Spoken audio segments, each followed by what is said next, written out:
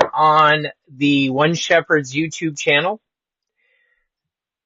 Tonight we're going to be reading actually two parts of the Gospel of Matthew. First, we're going to read the introduction to the Gospel of Matthew from the New King James Nelson Study Bible. Then we'll end this live presentation, and then I'll do another live presentation in which I read Matthew 1. So let's go ahead and get started with the introduction. The Gospel according to Matthew. Succession to the throne is often a time of conflict and uncertainty. David's son, Absalom, tried to usurp the throne. In 2 Samuel 15:1 through 18, chapter 18, verse 18, we read about this. Solomon's choice of successor lost more than half the kingdom to a traitor. 1 Kings 12:20. And Menahem assassinated his predecessor in Israel, and that shows up in 2 Kings chapter 15, verse 14. So royalty is a dangerous business. This is no less true when the heir is the King of Kings. If ever there was a high-stakes succession, this was it. A man claims to be Israel's own Messiah. Of course, all Israel sits up and takes notice. Of course, he must prove his credentials. Who wants an imposter?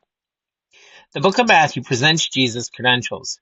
It presents Jesus as the king, but king of a totally different kingdom, the kingdom of heaven. About the author and the date. This gospel does not name its author, but it does contain clues. The author knew the geography of Palestine, and we see that in several chapters, as you can see here. He was familiar with Jewish history, customs, ideas, and classes of people. There again, several chapters we can look at highlighted. He was well acquainted with the Old Testament. Again, many chapters and verses here. And the terminology of the book suggests the author was a Palestinian Jew. And again, we see many chapters highlighted. Other details point specifically to Jesus' disciple Matthew as the writer of this gospel. As a tax collector, Matthew would have been literate and familiar with keeping records of money.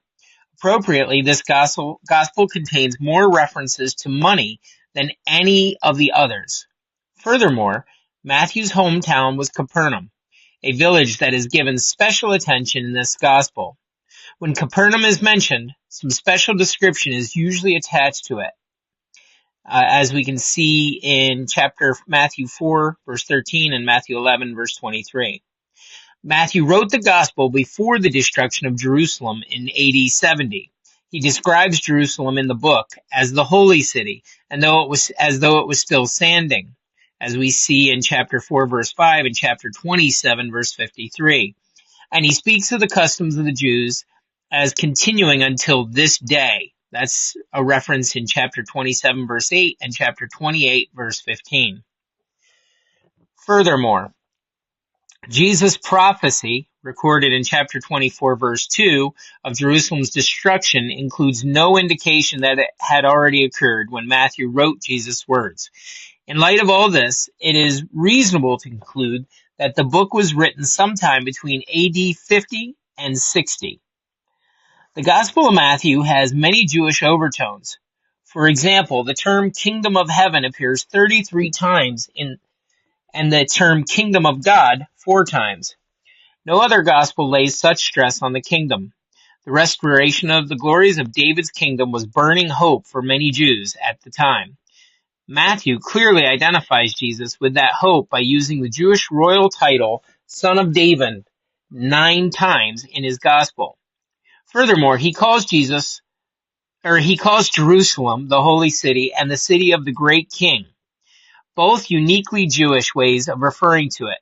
First century Jews emphasized righteousness, and Matthew uses words righteous and righteousness more often than the Gospels of Mark, Luke, and John combined.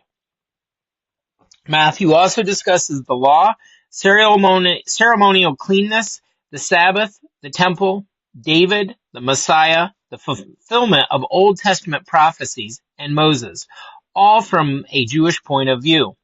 He has 53 Old Testament citations and more than 70 allusions to the Hebrew Scriptures.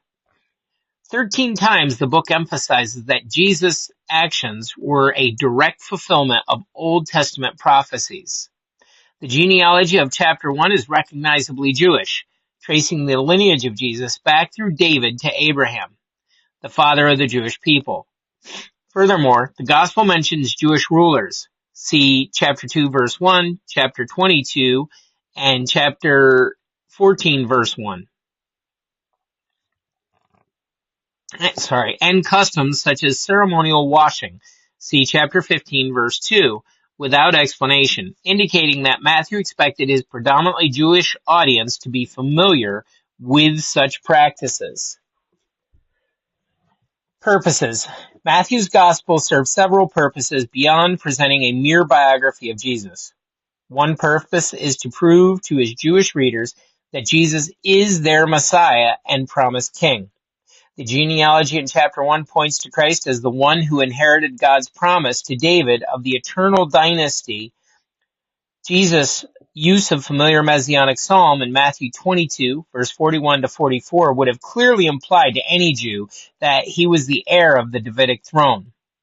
Even though many Jews of Jesus' time were blind to Jesus' identity, Gentiles, such as the wise men, identified him as Israel's promised king when he was a baby.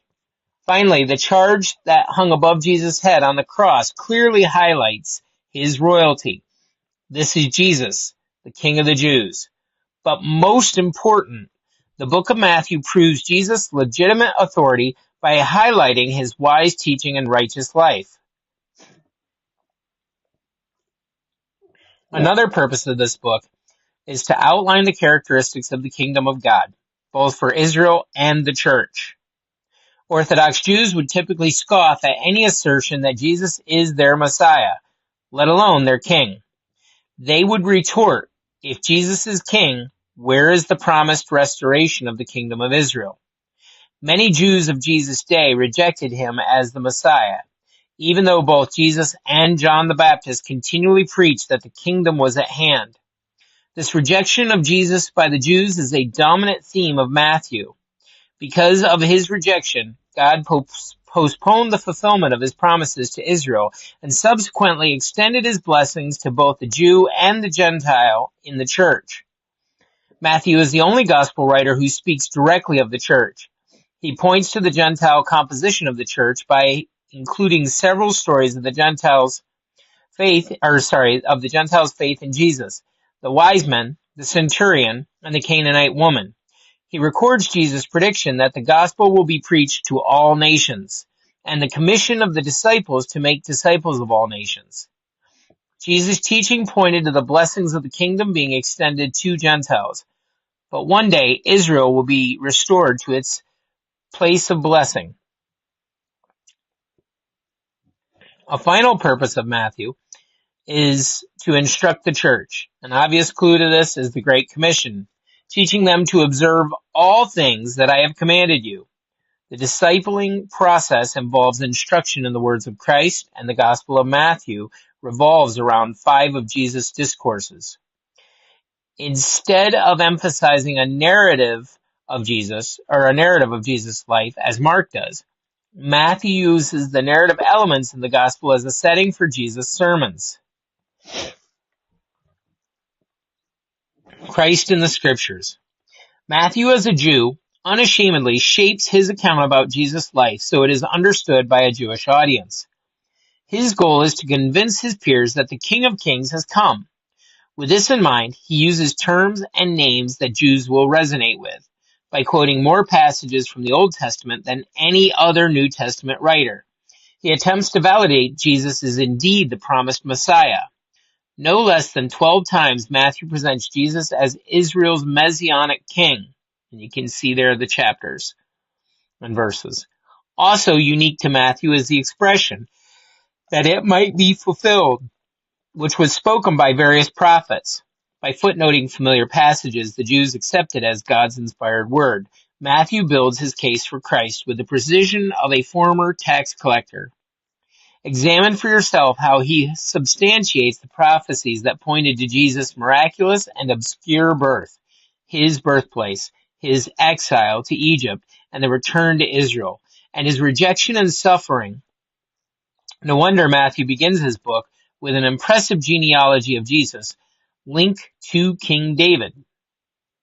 And then we see in the outline, Section 1, Jesus' birth and preparation, which is chapter 1 through chapter 4, verse 11. The second thing is Section 2, the declaration of Jesus' principles. This is chapter 4, verse 12 through 7, verse 29. Third is the manifestation of Jesus, his miracles, and his commissioning. This is chapter 8 through chapter 11, verse 1. Opposition to Jesus. This starts at chapter 11, verse 2, and goes through chapter 13, verse 53. Jesus' reaction to the opposition. Chapter 13, verse 54, through chapter 19, verse 2. Formal presentation and rejection of the king. Chapter 19, verse 3, through chapter 25, verse 46. Section 7.